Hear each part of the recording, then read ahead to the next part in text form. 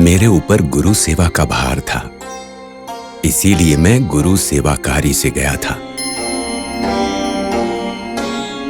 तुम्हारे प्यार और ममता की याद मुझे फिर से यहाँ खींच लाई। मुझे बहुत खुशी हुई, मुझे बहुत खुशी हुई। माँ, क्यों पागल अभी भी यहीं अरे हो? अरे अरे तात्या, क्या कर रहे हो? वो तुमसे उम्र में, ज्ञान में और सब में बड़े हैं। चलो इनसे माफी मांगो। क्या माँ, इस फकीर से माफी क्यों मांगनी है मुझे? ये तो पागल है माँ। तात्या तात्या, मेरी बात तुम्हें समझ में क्यों नहीं आ रही है? तुम्हें इनके बारे में पता नहीं है। ये सामान्य इंसान नहीं है। हाँ हाँ, वो सामान्य मनुष्य नहीं है, वो तो पागल लगता है माँ। तात्या, किसी के बारे में बात करने से पहले उनके बारे में जानना जरूरी है, नहीं तो उनके बारे में बात नहीं करनी चाहिए। देखो तात्या, आज के बाद तुम इन्हें प्यार से मामा कह के बुलाना, ठीक है? हाँ ठीक है माँ। भाई,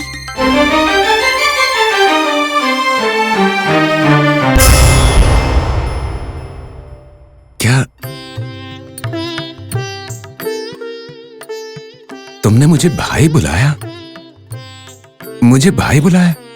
बाबा, आपके जैसे महान इंसान ने मुझे बहन समझा। मैं धन्य हो गई साई। मामा, मैंने आज तक आपको पागल कहकर आपका दिल दुखाया है, मुझे माफ कर दीजिए। कोई बात नहीं बेटा। वो बहन उसे भाई कहकर बुला रही है और वो बच्चा उसे मामा कहकर बुला रहा है। लोगों ने तो मुझे पागल कहकर बुलाया, लेकिन बहन तुमने मुझे अपना भाई माना है। मैं इस ऋण को जरूर चुकाऊंगा, कभी नहीं भूलूंगा। बाईजा बहन, अब मैं चलूं? तात्या, मैं चलूं ना? बाबा, क्या हुआ बहन? हमारे घर चलिए। मुझे अनजान समझकर संकोच मत कीजिए। शिरडी में लोगों ने मुझे पागल कहा और भीख भी नहीं दी। लोगों ने बेइज्जती भी की मेरी वहां पर, लेकिन तुमने मुझे भीख देकर एक बंधन में बांध लिया। अगर अब कभी मैं भीख मांगूंगा तो उसकी शुरुआत तुम्हारे ही घर से करूंगा। तुम खुश हो ना? हाँ बाबा, बहुत खुश हूँ। सबका मालिक है।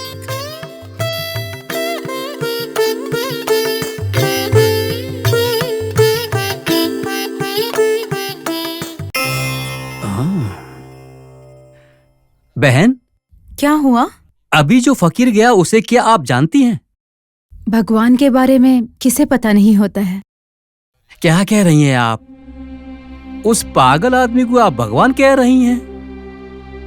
भाई, मंदिर में भगवान पत्थर के रूप में होते हैं, लेकिन तुम उसे पत्थर कहकर नहीं बुलाते हो ना?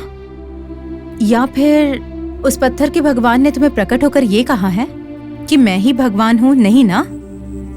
फिर भी तुम उसे भगवान मानकर पूजा करते हो। बाबा भी वैसे ही है। आप सबकी नजर में वो शायद पागल लगते होंगे। वो भले ही पागल जैसे दिखते होंगे, लेकिन वो शिव रूपी साईं बाबा है। जाने दो बहन, आपके विश्वास पर मैं क्यों प्रश्न उठाऊं? आपके लिए वो फकीर भगवान है और हमारे लिए पागल। मैं चलता हूं।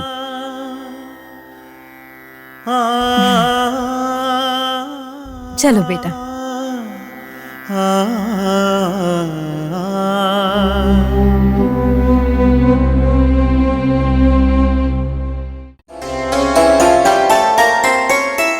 भाई, क्या हुआ?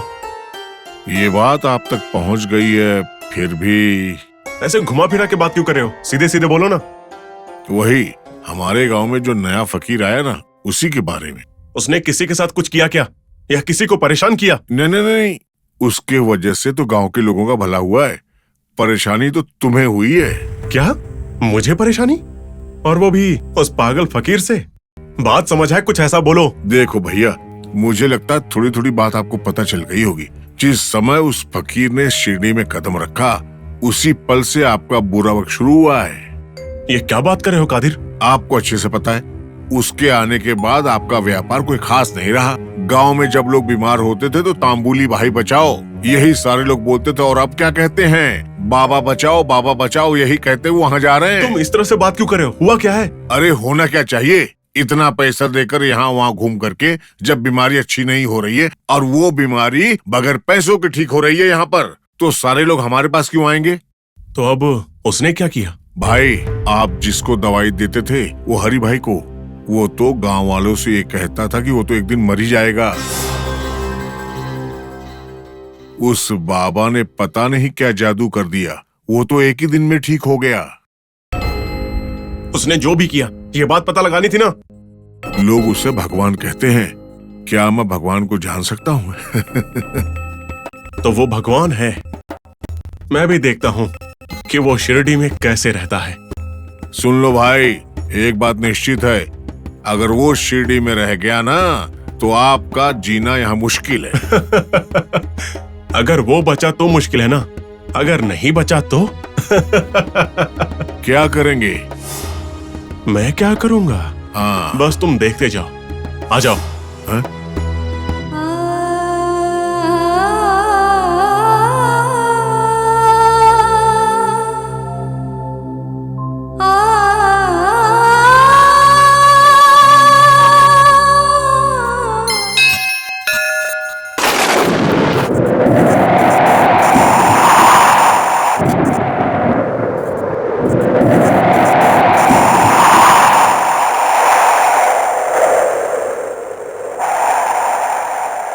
रुकिए पंडित जी। अरे क्या हुआ देसाई जी? कहाँ जा रहे हैं आप? बाबा को प्रसाद देने। कौन, वो फकीर? ये ठीक नहीं है।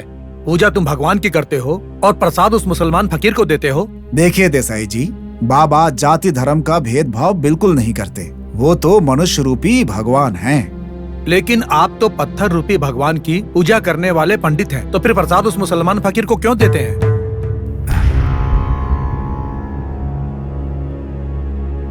देखिए महलसापति जी, मैं आपसे एक प्रश्न पूछ सकता हूँ? हाँ बिल्कुल पूछिए। आप क्यों उस फकीर के पीछे लगे हुए हैं? आपको क्या मिलता है इसमें? मैं भी आपसे एक प्रश्न पूछूं?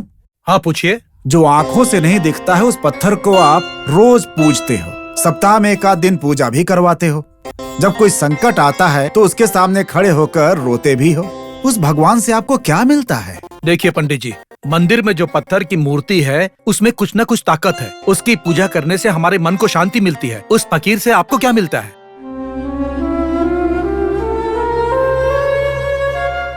अगर मंदिर के पत्थर वाले भगवान में इतनी शक्ति है, तो मनुष्य रूपी बाबा में भी उतनी ही शक्ति है जितनी शक्ति भगवान में होती है। अगर मंदिर में जाने से आपको शांति प्राप्त होती है, तो बाबा जैसे इंसान के साथ रहने पर भी उतनी ही शांति प्राप्त होती है, और साथ ही साथ हमारे जन्मों जन्म का पाप भी धुल जाता है। एक बात ध्यान से सुन लीजिए महलसापति, आप अगर उस फकीर के साथ रहेंगे तो आपका पाप नहीं धुल जाएगा, आपका कल्याण नहीं हो जाएगा।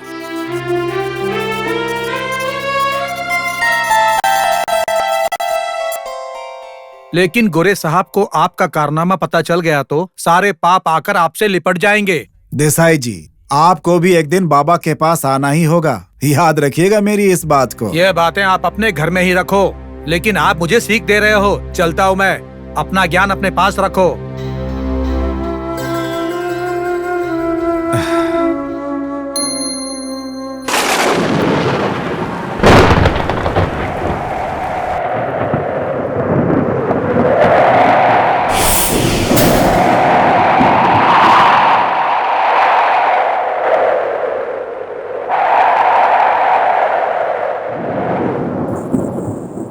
बाबा, बाबा। ओह, पुजारी जी आई। यहाँ पर क्यों बैठे हैं बाबा? जोर से बारिश होने वाली है। मंदिर के पास चलिए या फिर मेरे घर पे चलिए।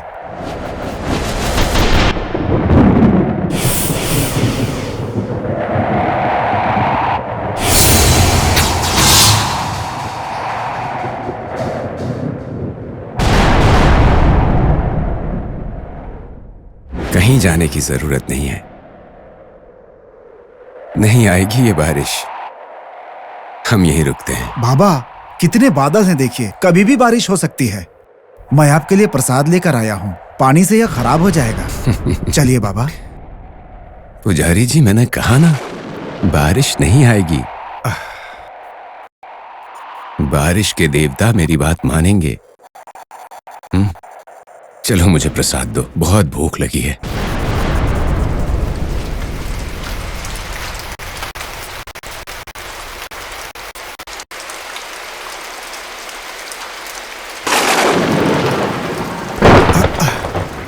देखिए बाबा, देखिए बारिश शुरू हो गई। आप मेरी बात मान लीजिए, मेरे साथ चलिए।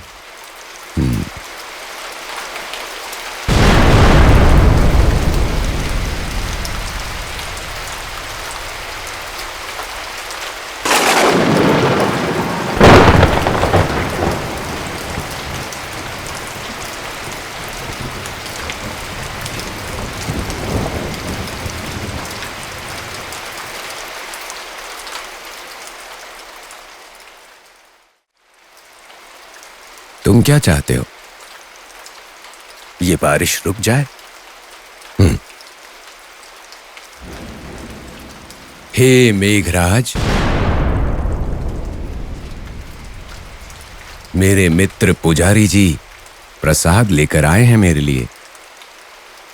तुम मुझे उसे खाने भी नहीं दे रहे हो।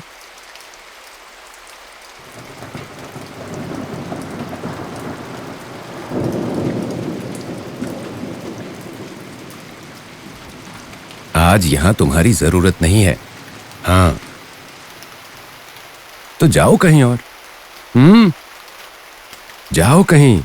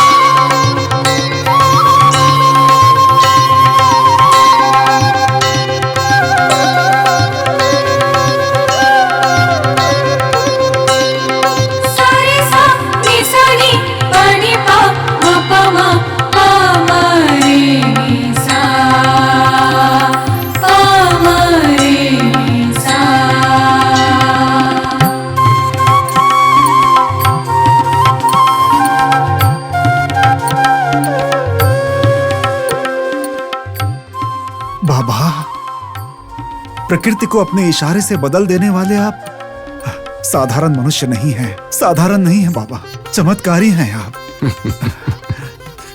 पुजारी जी, मेरी प्रशंसा बंद कीजिए। मुझे भूख लगी है, प्रसाद दीजिए। देंगे कि नहीं? ये लीजिए बाबा।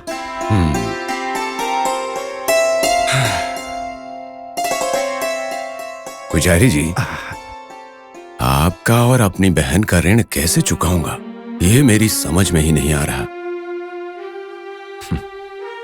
जबकि बाकी सब लोग मुझे पागल समझते हैं, तुम दोनों मेरा ख्याल रख रहे हो। जब तक मैं जीवित रहूंगा, तुम लोगों का ध्यान रखूंगा। सब आपका आशीर्वाद है बाबा।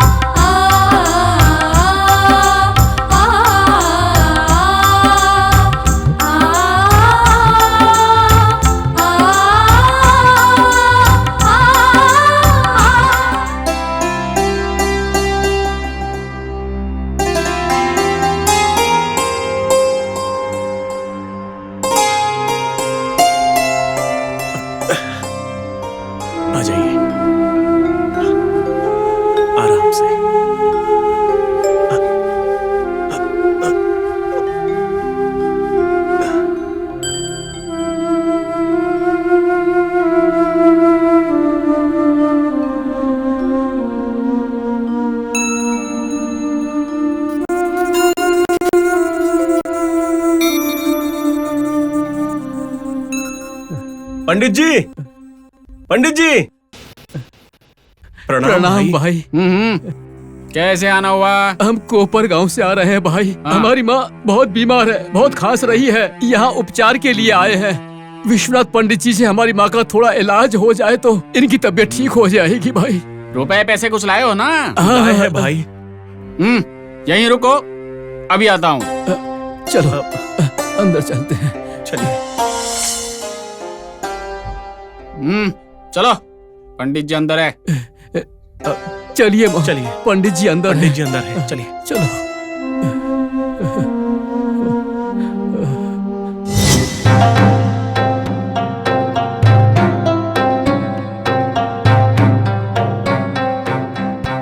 पंडित जी, पंडित जी,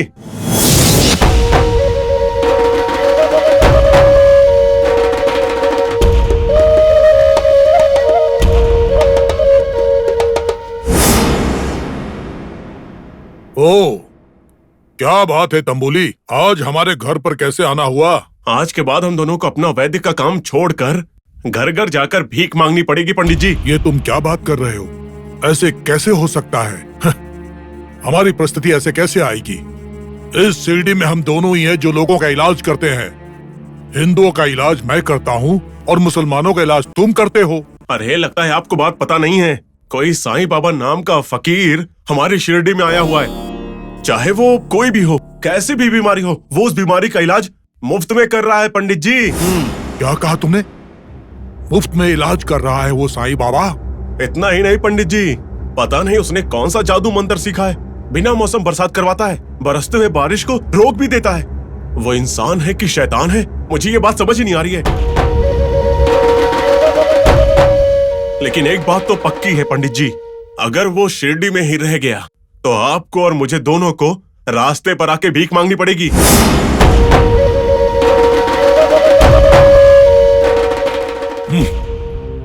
अरे हम क्यों आएंगे रास्ते पर? हम उसको लाएंगे रास्ते पर। ये तो ठीक है, वो तो पहले से ही रास्ते पर है और पेड़ के नीचे बैठा हुआ है। आप क्या रास्ते पर लाएंगे? देखिए पंडित जी, मुझे नहीं पता कि आप क्या करेंगे, बस वो साईं बाबा इस शिरडी में नहीं रहना चाहिए, बस।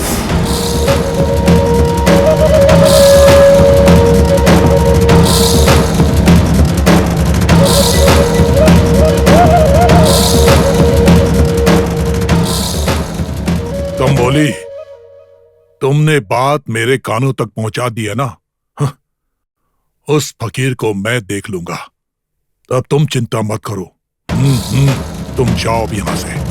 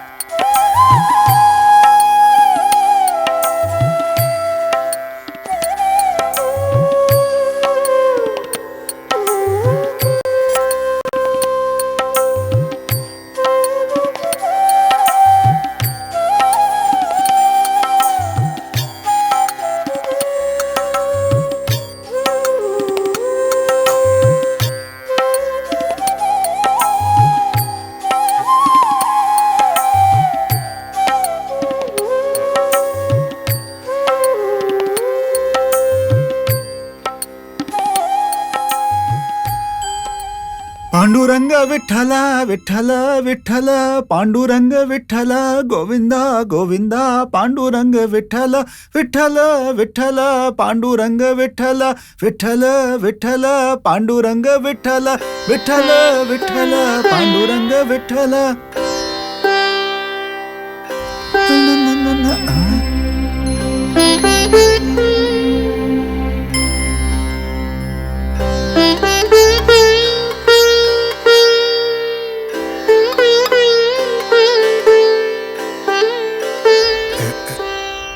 ये क्या बात है? इस जगह से इतनी अच्छी खुशबू आ रही है। जब योगी या सिद्ध पुरुष योग में लीन होता है तो उसके शरीर से इसी प्रकार की अच्छी सुगंध आती है। और ये अच्छी सुगंध इस फकीर के शरीर से आ रही है क्या? कौन है ये फकीर? मैंने आज से पहले इसे कभी नहीं देखा। कौन हो सकता है?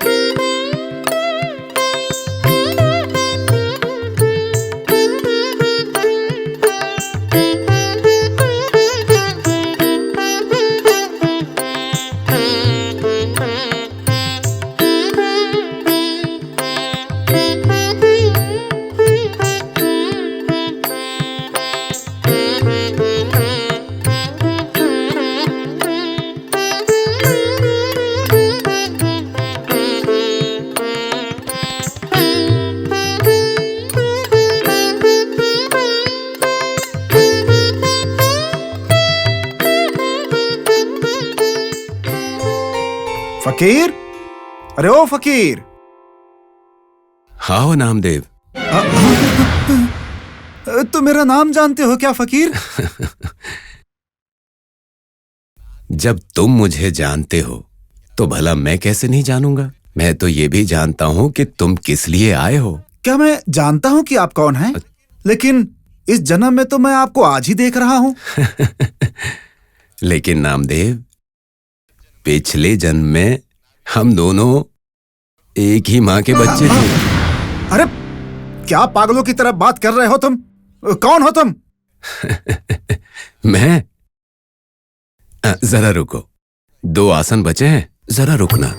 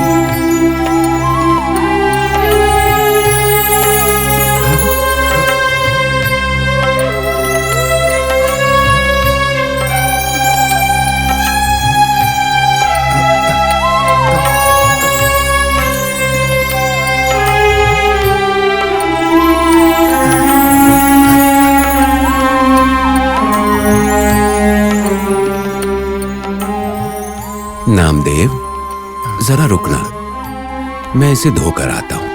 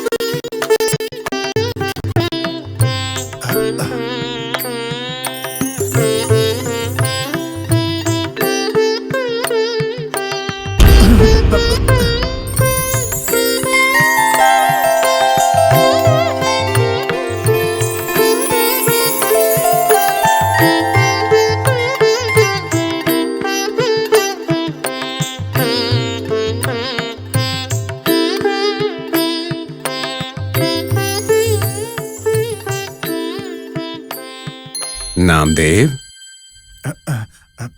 तुमने मुझे पहचाना क्या? नामदेव।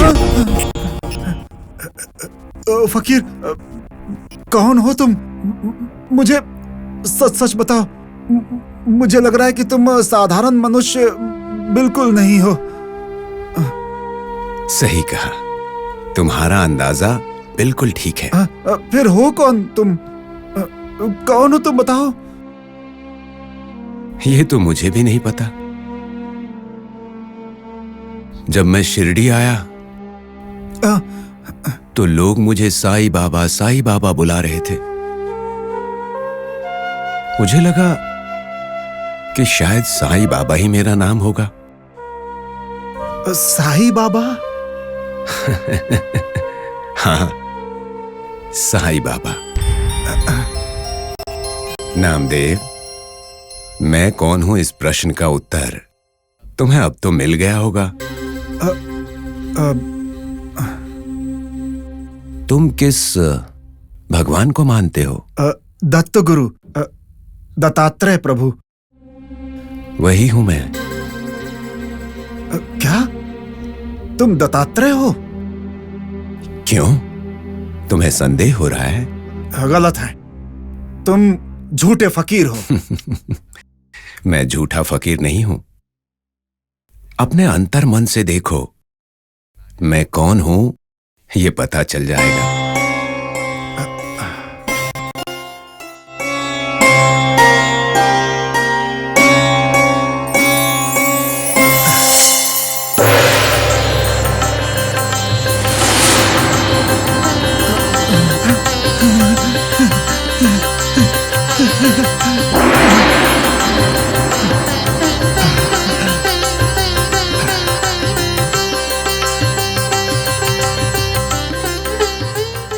नामदेव, अब तो समझ गए ना कि मैं कौन हूं? समझ गया। आप ही मेरे गुरु हो, आप ही मेरे प्रभु हो, आप ही सर्वस्व हो। आपको बिना पहचाने मैंने आपको झूठा बोल दिया, मुझे क्षमा कर दें। मैं अपनी इस भूल के लिए प्रायश्चित करता हूँ बाबा, प्रायश्चित करता हूँ। नामदेव, उठो उठो, तुमने कोई गलती नहीं की। मैं कौन हूं इस बात को तुमने इस मिट्टी को और इस गांव को बताया, अच्छा किया। बाबा, बाबा, आप मुझे अपना शिष्य बना लीजिए बाबा। क्या नामदेव, तुम मेरा शिष्य बनना चाहते हो? हाँ बाबा, हाँ, मैं आपका शिष्य बनूंगा, मैं आपका शिष्य बनूंगा बाबा। तो पहले गुरु का क्या महत्व है वो समझ लो, उसके बाद तुम शिष्य बन सकते हो।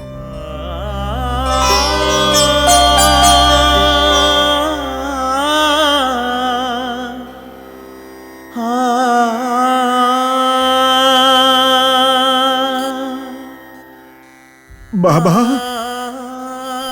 गुरु दत्तात्रेय, बाबा,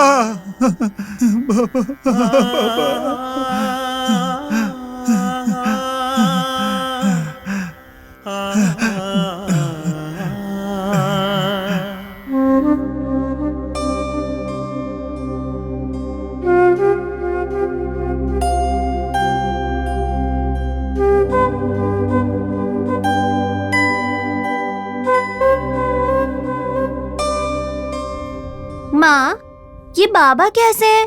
एक जगह पर रहते ही नहीं है। आज नीम के पेड़ के नीचे होते हैं तो कल किसी और के घर में होते हैं और तीसरे दिन किसी पर्वत या चट्टान पर बैठे रहते हैं। ऐसा क्यों करते हैं वो? क्या वो सच में पागल है माँ? तात्या,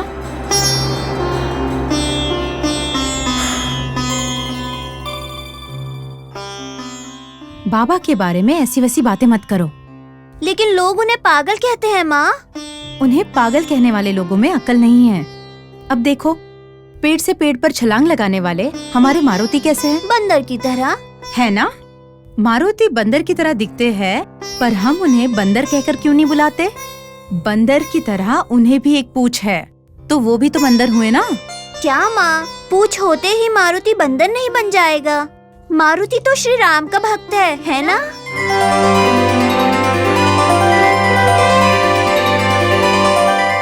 है ना तात्या? बस उसी तरह इंसान के रूप में होकर भी, पागल की तरह बर्ताव करने पर भी बाबा भगवान है, वो पागल नहीं है तात्या।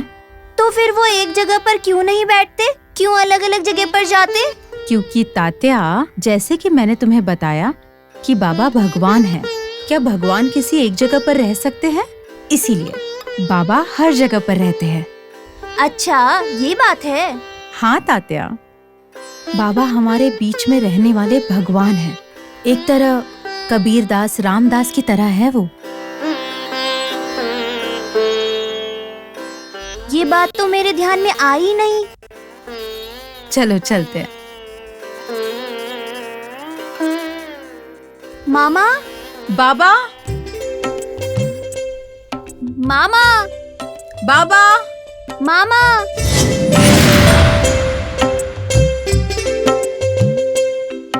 मामा, बाबा।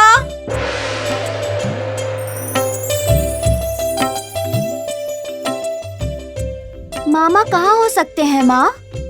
चलो उस तरफ चलते हैं।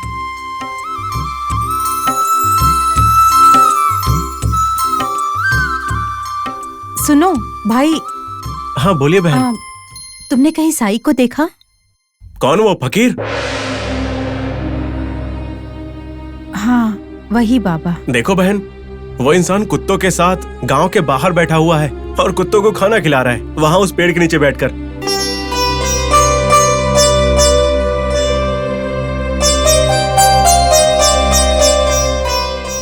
वहाँ वो फकीर उन कुत्तों को खाना खिला रहा है और आप उसे खाना खिलाने जा रही हैं। देखो भाई, इस तरह बाबा के बारे में छोटी बात मत करो, बड़ी गलती हो जाएगी।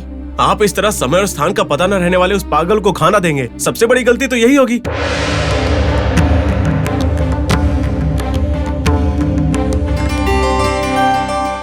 ठीक है, आप जाइए, वो पागल खाने का इंतजार कर रहा होगा। पता नहीं कहाँ से आ जाते हैं। इन लोगों को बाबा का महत्व आज पता नहीं चलेगा। आगे जाकर जब पूरी दुनिया बाबा की ओर देखेगी, उस दिन ये सब लोग, अरे बाबा हमारे साथ ही थे, हम में से एक थे और हमने उन्हें पहचाना नहीं, ये सोचकर दुखी होंगे। चलो तात्या।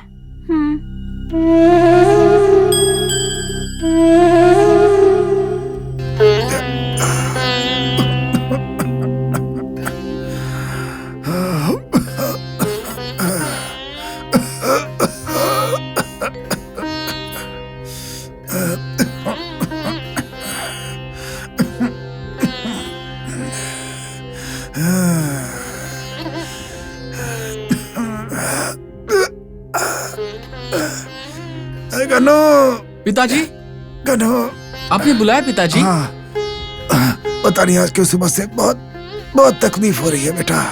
शरीर भी बहुत गर्म है। तुम जाकर के मंदिर में पूजा करो बेटा। बस इतनी सी बात है ना, आप आराम कीजिए, मैं मंदिर जाकर पूजा करके आता हूँ पिताजी। माँ, क्या बात है? पूजा की सारी तैयारी कर दो। अच्छा, करती हूँ। खंडोबा की पूजा के बाद तुम्हारी माँ रोटी और सब्जी बना कर देगी, उसे लेकर के चले जाना। क्या करना है? अरे बाबा को देना है जाकर। क्या आप मुझे बाबा को रोटी और सब्जी देने बोल रहे हैं? ये तो नहीं हो पाएगा, मैं उसके पास कभी नहीं जाऊंगा। ए गनो, तुम्हारा दिमाग खराब हो गया है क्या? बाबा के पास जाने से क्यों मना कर रहा है तू? पिताजी, वो फकीर है, मतलब मुसलमान है, फिर हम उसे खाना क्यों दे?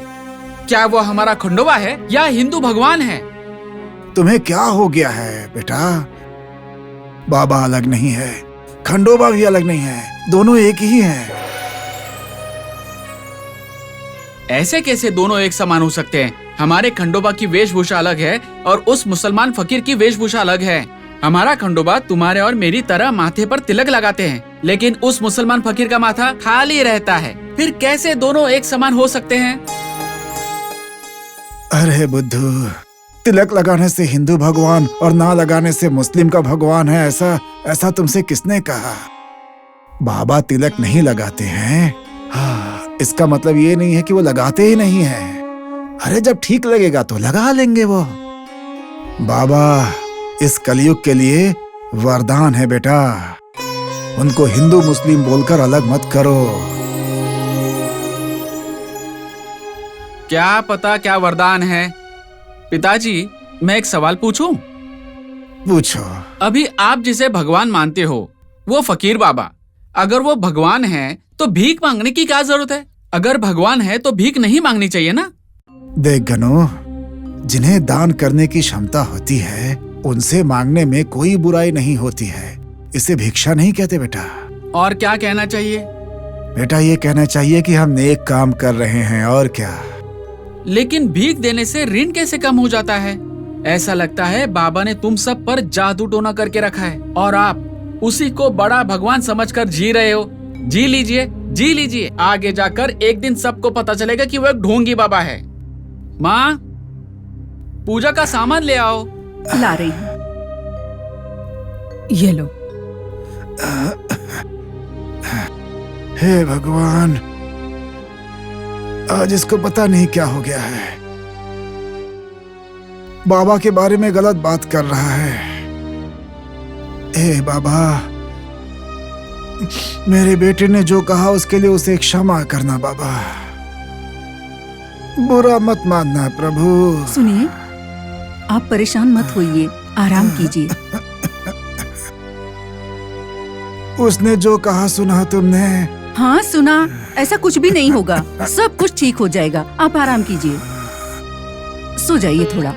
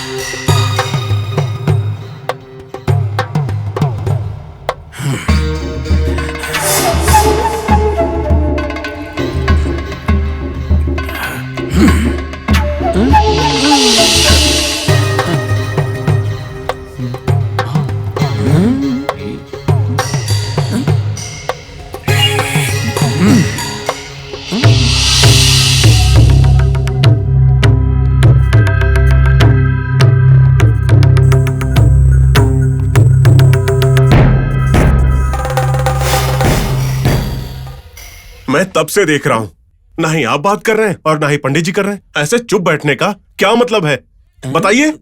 क्या मतलब? मतलब है कि हमारे साहब को आपसे बात करने की कोई इच्छा नहीं है ना?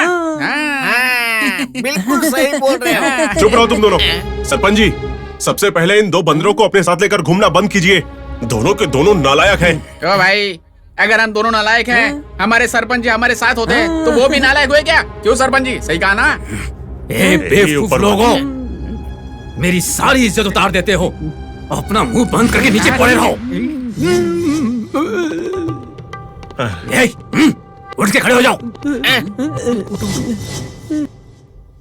पंडित जी, इन बेवकूफों की बातों पर ध्यान मत दीजिए। पहले ये सोचिए कि उस फकीर को हमारे गांव से कैसे भगाएं। सरपंच जी, ये सोचिए कि उस फकीर को इस शिरडी से बाहर कैसे निकालना है। तुम दोनों बकवास बंद करो।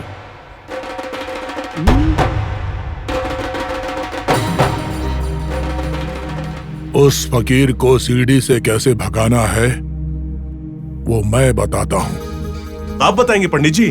तो बताइए, उपाय क्या है? वो फकीर जात का मुसलमान लगता है।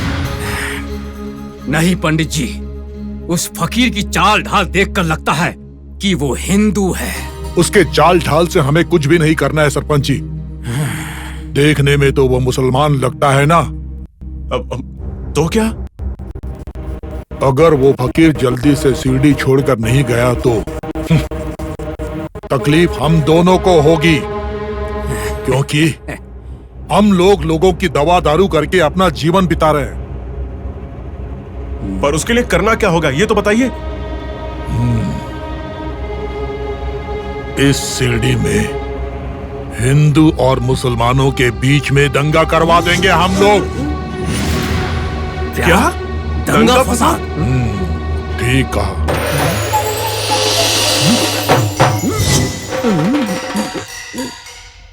लेकिन ये दंगा फसाद करने से क्या फायदा होगा?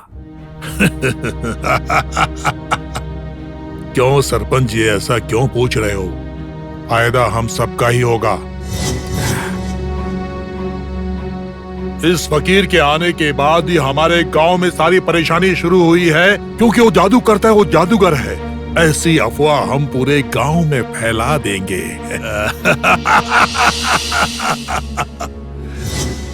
देखते रहिएगा, भाई भाई जैसे रहने वाले इस गांव के लोग बाबा के आने के बाद ऐसा हुआ है बोलकर उससे पत्थर मार मार के भगाएंगे। पत्थर मार मार के बाबा को नहीं भगाना चाहिए, इतनी गलत योजना देने वाले तुमको भगाना चाहिए। अरे मूर्ख, क्या बोला तूने? अरे क्या बोला क्या? बाबा को पूरा गांव पसंद करता है। उनको सारा गांव मंत्रवादी तंत्रवादी कहता है। पंडित जी, राम पंत बिल्कुल सही कह रहा है, क्योंकि शिरडी के लोग आजकल बाबा की ओर बहुत प्रेम दिखा रहे हैं। जब ऐसा है तो इस समय बाबा का बुरा प्रचार करना मुझे सही नहीं लग रहा है। ठीक है, तो फिर मुझे क्या करना है ये आप ही मुझे बताइए। देखिए, इस दुनिया में गलती ना करने वाला इंसान मिलना मुश्किल है, और ये फकीर काफी छोटा है। इस उम्र में कई सारी इच्छाएं और शौक तो होते ही हैं। उस शौक के साथ साथ हम फकीर को फंसाकर उसे पकड़वाकर पंचायत के पास लेकर जाएंगे। फिर उसे 4 डंडे मार के गांव से बाहर निकाल देंगे। तो क्या अब हम उसको पैसे ही छोड़ देंगे क्या? हाँ, फिलहाल यही सही लगता है। पंडित जी, आप क्या कहते हैं बताइए। हाँ, मुझे भी गोरा साहब की बात ठीक ही लगती है। ठीक है, थोड़े दिन हम लोग रुक जाते हैं। इसके साथ हमारे पूरे दिन की चर्चा और अमूल्य समय।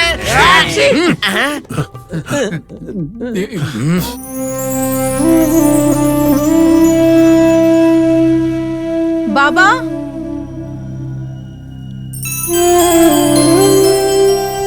माँ, उधर देखो।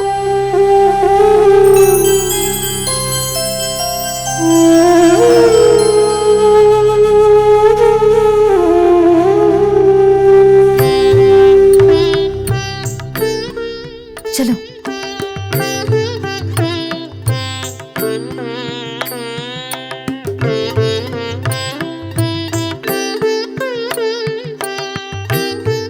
बहन, अपने इस भाई को ढूंढने में ज्यादा तकलीफ तो नहीं हुई ना? बैठो। भगवान को देखने सब लोग पैदल ही जाते हैं। अगर भगवान पर्वत पर विराजमान है तो मुश्किल हो या आसान, वो पर्वत चढ़कर दर्शन तो करते ही है ना। ऐसे में आप जैसे महात्मा को, जो मेरे गुरु हैं, उन्हें ढूंढते हुए आने में मुझे कैसी तकलीफ होगी? बदले में मुझे बहुत ज्यादा खुशी हो रही है बाबा। इस गरीब फकीर से तुम्हें कितनी ममता है बहन। मुझे तो ये लगता है पिछले जन्म में शायद तुम मेरी मां थी। मेरे लिए तुम कितनी तकलीफ उठा रही हो। ये प्यार, ये वात्सल्य, ये बहुत बड़ी चीज है। बाबा, जब आप मुझे दिल से दीदी कहकर बुलाते हो तो क्या इस बहन को भाई के लिए प्यार और ममता नहीं होगी? आपने कहा कि शायद पिछले जन्म में मैं आपकी माँ थी, लेकिन मुझे हमेशा ऐसा लगता है कि मेरे सारे पिछले जन्मों में आप मेरे छोटे भाई थे। माँ, फकीर को खाना दो, बेचारे को भूख लगी है, बाद में बात कर लेना। तात्या, बाबा को फकीर बुलाना या एक वचन में बात करना मत करो। वो तुम्हारे मामा है।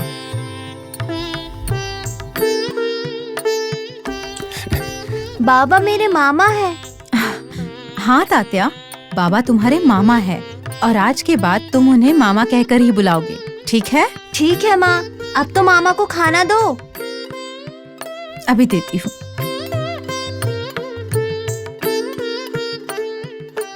लो भाई, खाना खाओ।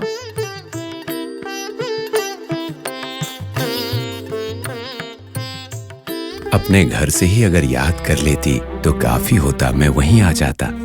तुम्हें यहाँ आने की तकलीफ नहीं उठानी पड़ती। तुम रोज इतनी तकलीफ उठाकर मेरे लिए खाना क्यों लाती हो? इसीलिए कहती हूँ, बाबा आप हमारे शिरडी गांव आ जाइए, फिर हमें भी खुशी होगी और तकलीफ भी नहीं होगी। हाँ मामा, आप शिरडी आ जाइए, आज ही आ जाइए। जरूर आऊंगा। तात्या, मेरे वहां आने का अभी समय नहीं आया है।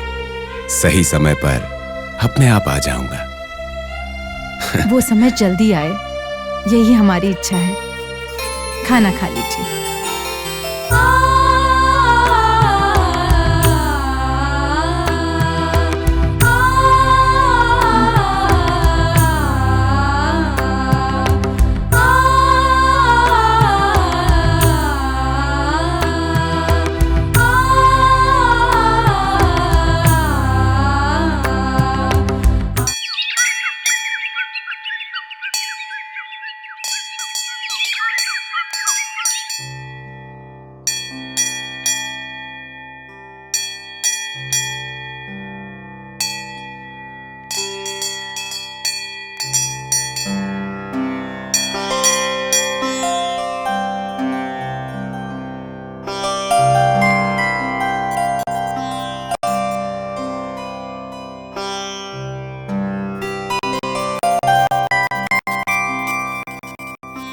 हे प्रभु, सब लोग तुम्हें भगवान मानते हैं, लेकिन मेरे पिताजी पर उस साईं बाबा ने न जाने क्या जादू कर दिया है। बिना सोचे समझे कहते हैं बाबा ही खंडोबा है, खंडोबा ही बाबा है।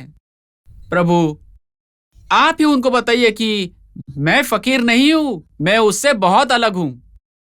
मैं चलता हूँ।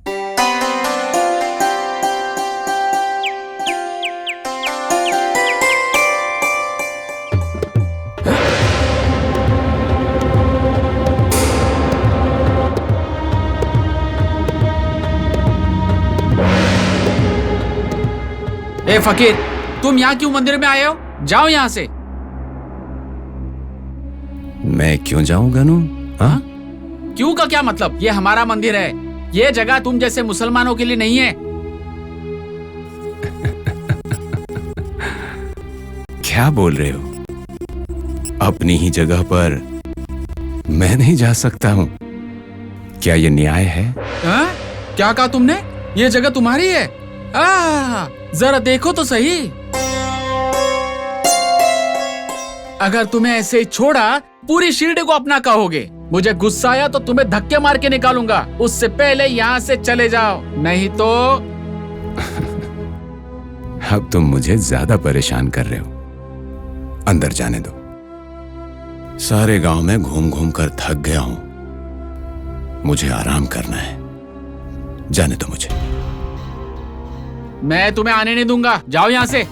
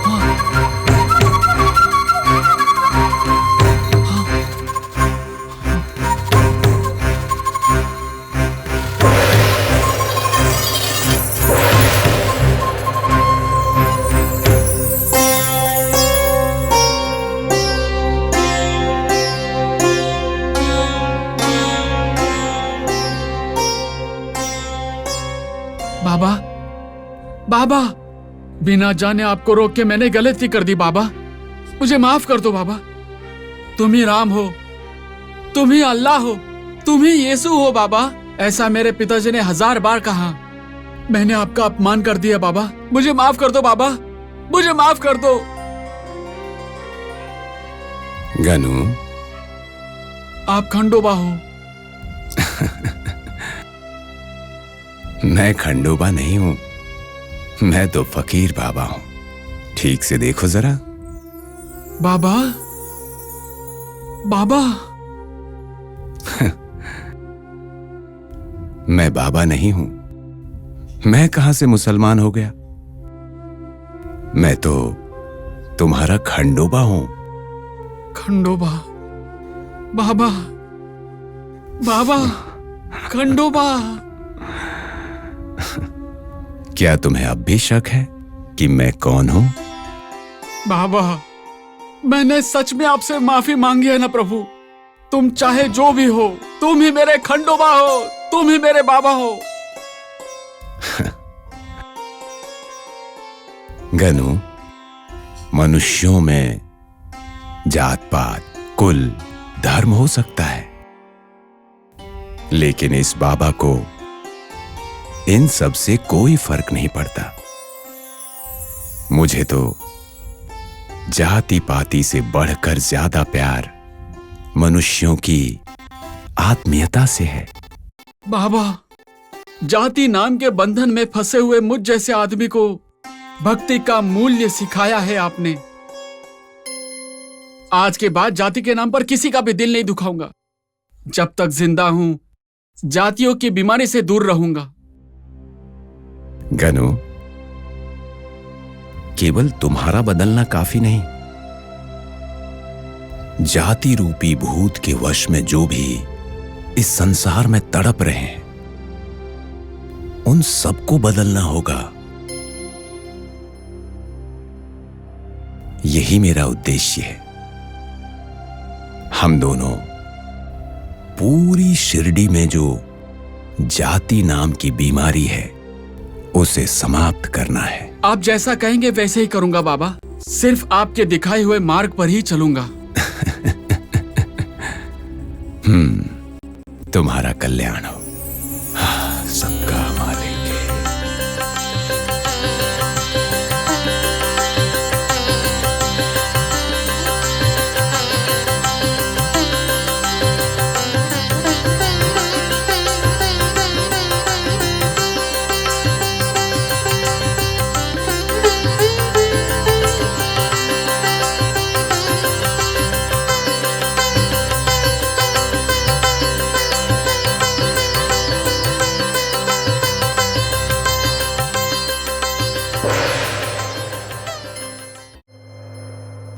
यमुना, यमुना।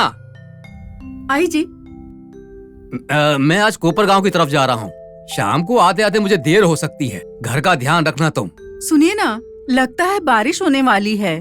जाना बहुत जरूरी है क्या? अरे जाना ही पड़ेगा। अप्पा जी राव मेरा इंतजार कर रहे हैं। उनके भाई रामू जी के लिए लड़की देखने जाना है। अच्छा ठीक है, जाइए आप। लेकिन क्या? कुछ नहीं जी, मैं अनाज साफ कर रही हूँ। गाय को चारा डालकर पानी पिलाना है, इतना ही ना?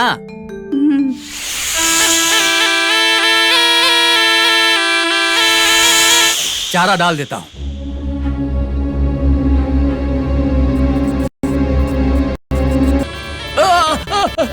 अरे क्या हुआ आपको? मुझे किसी ने काटा। अरे बाप रे! हे भगवान, ये क्या हो गया? मेरे पति को सांप ने काट लिया। अरे कोई आओ, मेरे पति की जान बचाओ। अब मैं क्या करूं? कोई तो आओ, मेरी मदद करो। मेरे समझ में नहीं आ रहा है मैं क्या करूं। यमुना बहन, क्या हो गया? इनको सांप ने काट लिया है। ये सब मेरे कारण हुआ है। अरे ये तो बाहर जा रहे थे, मैंने ही इन्हें रोक कर कहा कि गाय को चारा डाल दो, और तभी इनको सांप ने काट लिया। मैं क्या करूं? ऐसा कैसे हो गया? जाओ बहन, विश्वनाथ पंडित को लेकर आओ। ठीक है भैया, तब तक आप इनका ख्याल रखिएगा।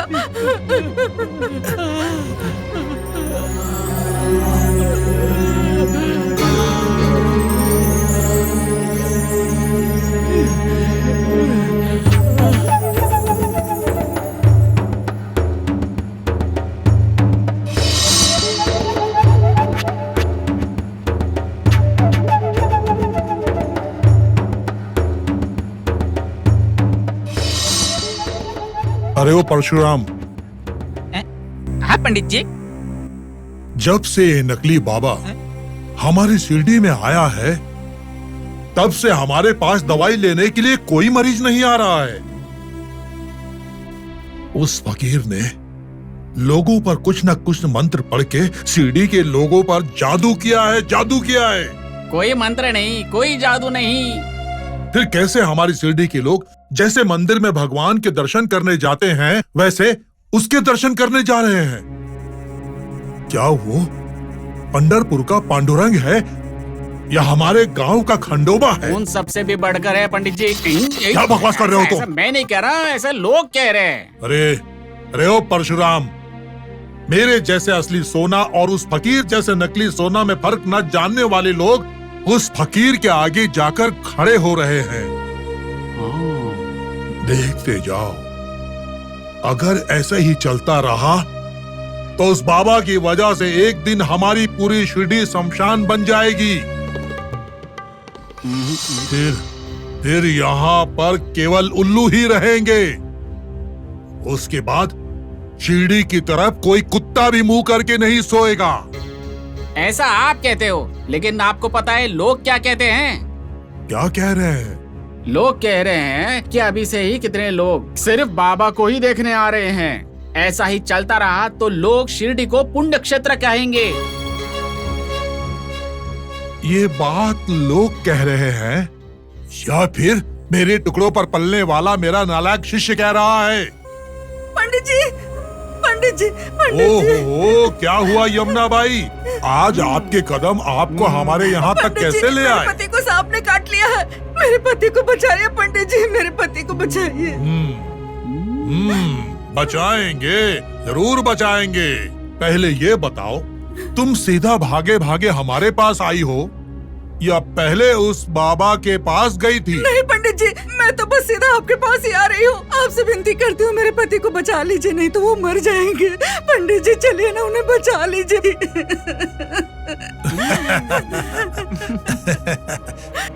देखो यमुना बाई, ये पंडित यहाँ पर है ही इलाज करने के लिए, लेकिन तुम्हारे पति के इलाज के लिए पैसे लगेंगे। तुम्हें उसके लिए पैसे देने होंगे। पैसे तो लाई हो ना? अरे लाई हो ना पैसे? लाई हूँ पंडित जी।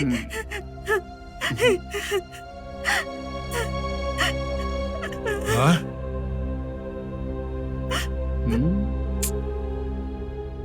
क्या है ये? एक आना, खाली एक आना।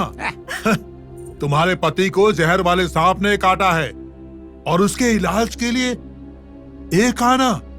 ये लो, रखो अपने पैसे। मैं एक आने में इलाज नहीं करता। ऐसा मत कहिए, कृपया मेरा मंगलसूत्र बचा लीजिए।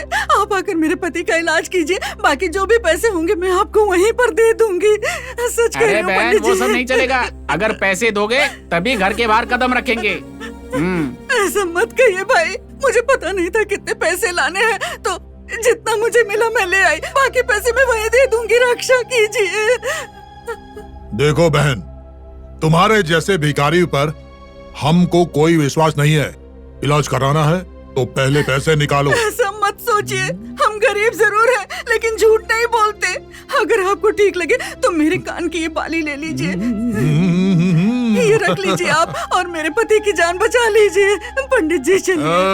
हाँ, ठीक है, ठीक है। अब मैं तुम्हारे पति के प्राण बचाता हूँ। ठीक है पंडित जी। परशुराम, सारी दवाइयाँ तैयार करो। तुम 1 मिनट यहाँ पर रुको, मैं सारी दवाइयाँ तैयार करके लेके आता हूँ। चलो।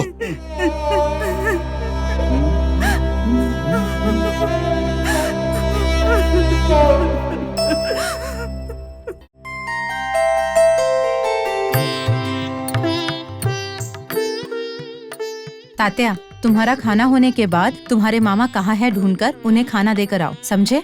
ठीक है माँ। माँ, हम जब भी मामा को खाना देते हैं, मामा जहाँ है वहाँ जाकर खाना देने के बजाय मामा हमारे साथ आकर खाना खा सकते हैं ना? तात्या, भगवान को इंसान ढूंढने जाते हैं, भगवान इंसान को ढूंढते हुए नहीं आते। मतलब मामा भगवान है क्या? हाँ तात्या, शिरडी का उद्धार करने के लिए बाबा भगवान बनकर धरती पर आए हैं। खंडोबा का प्रत्यक्ष रूप है। सच में? तो आज के बाद मैं मामा को प्रभु प्रभु कहकर बुलाऊंगा। ऐसे बुलाने की कोई जरूरत नहीं है। भक्ति ना हृदय में होनी चाहिए, सिर्फ बातों में नहीं। तुम बाबा को मामा कहकर ही पुकारो और मैं भाई कहकर ही पुकारूं। ठीक है माँ। एक और रोटी दूं तुम्हें? नहीं नहीं, ज्यादा खाऊंगा तो पेट फट जाएगा। बाईजा बहन, बाईजा बहन।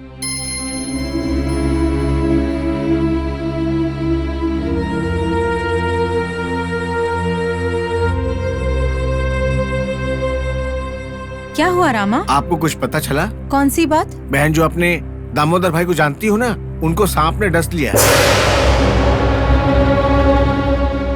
सारे गांव वाले वहाँ पर हैं। कैसा अनर्थ हो गया बाबा। तात्या, तात्या। हाँ माँ।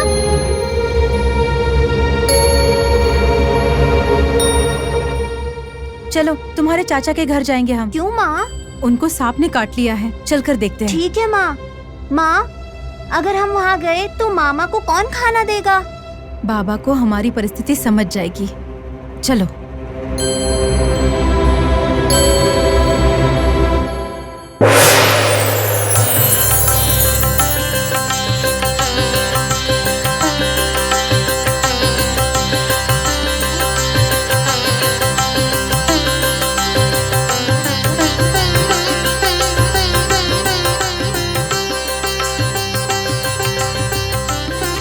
शिरडी सा